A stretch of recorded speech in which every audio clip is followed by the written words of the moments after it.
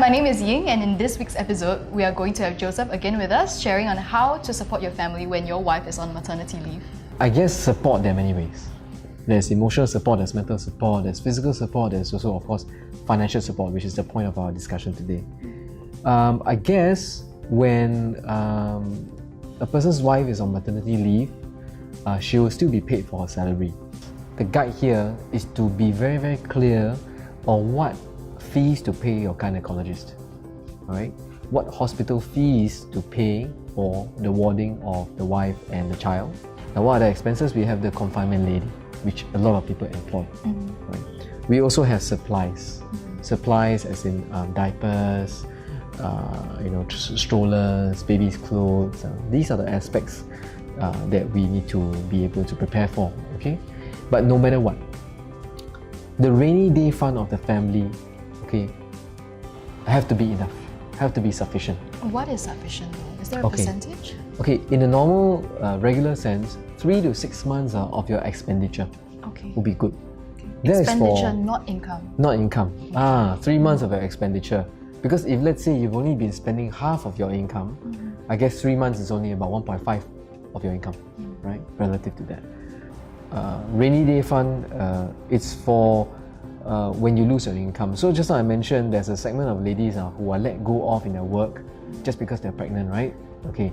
So then in the next few months, should the lady be thinking also about finding a new job? That's the question.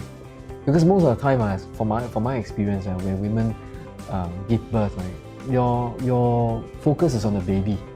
You're not thinking about other things else. Yeah. But we have to think long term also. Correct. Alright. So do we have enough money to give the child a nurturing environment? And that takes money to sustain. I want to expand and talk a little bit more about what if the wife doesn't want to work. It's not going to work. Okay. According to the plan of the family. Okay. Maybe one big thing to pay for will be a mortgage. Right. At this point in time, right, maybe people might want to think about releasing some of their CPF investments back into their CPF, so that the bank can continue to deduct money from the CPF to pay for mortgage, right, before the wife finds a new job. All right. Other than that, maybe if let's say, for example, 6 months before you give birth, the husband and wife already decided that maybe they want the wife to stay at home to take care of the baby full time. Maybe the gentleman might even think about getting a higher pay, getting 2 jobs at once. Alright? Maybe you also want to think about reducing some of your expenditure. Okay? Because you got to have new expenditure coming in. And from what I know, right, financial behavior takes time to ease into. You can't have somebody giving birth and then you say, okay, immediately I'm going to stop my hobby. You can't do that. You got to take some time. So all this is in consideration, not 2 months or 3 months before the delivery, but maybe 6 months to even 9 months before delivery. Right? Some people ask me, when should I start preparing my life to have a child?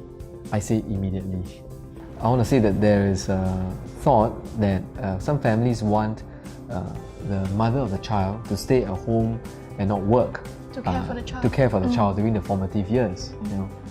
Okay, but in that sense, sometimes people accidentally slip into a mindset, right, that 100% of the consideration must be for the child. Now, as this goes on, right, expenditure will increase. Now, if both man and wife agree, then they will make the necessary sacrifices. But if, let's say, both parties, one wants to invest more in the child, the other one is, struggling to make ends meet. Okay, that is not healthy for the relationship. I'm always an advocate for a balance. So, ladies, if you are gonna stop working, okay, maybe you might want to think about not stopping work forever. Never ever become irrelevant to society, right? And of course, the man has to understand that it is a sacrifice. But the man also has to be understanding enough to say that, the challenges that come with taking care of a child full time is just as challenging as negotiating a career in society. So there has to be a discussion about, having a one-income family, two-income family, how long should it be? Or is it a permanent fixture? So I guess planning, especially financial planning, is to make sure that life is predictable. All right. To a certain extent. To a certain extent, yeah. You can't be too predictable, no, it becomes very boring. But you also can't be too adventurous because it might become dangerous, especially now that you have a child to take care of. It's not just about ourselves anymore. So it's a mixture of what you like to do, what you prefer, and what is the right thing to do.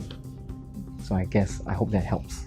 Thank you so much for watching this video, and we thank Joseph here for his advice and his insights. For any more questions, if you need any more help in terms of your financial planning, please go to the Blissful Brides website to engage with Joseph.